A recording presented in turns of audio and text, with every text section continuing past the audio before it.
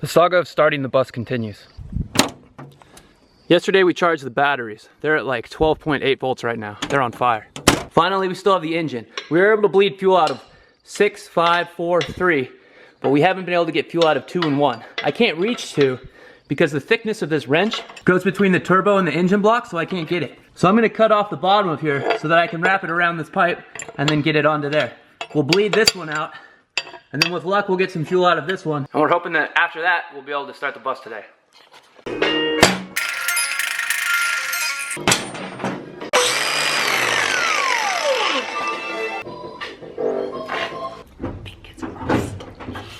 Today's the day. Today is the day. Today is the day.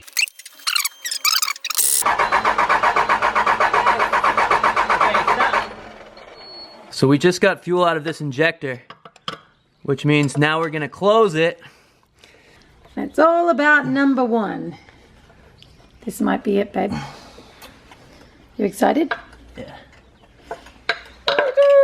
Great job on cutting that wrench as well. But we've tightened number 2, and so we're hoping that number 1, it'll be all on number 1 now. We're ready to go.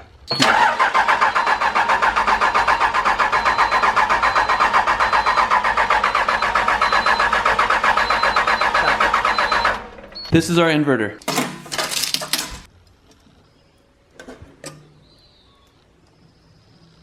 The inverter can't be in the same bay as the batteries because of some hazardous gas thing. I don't know the manual. So we're going to build a box for the inverter here.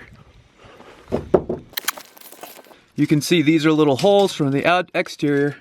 And so what I want to do is put a piece of metal from here to here and then have a box that comes out 17.5 inches.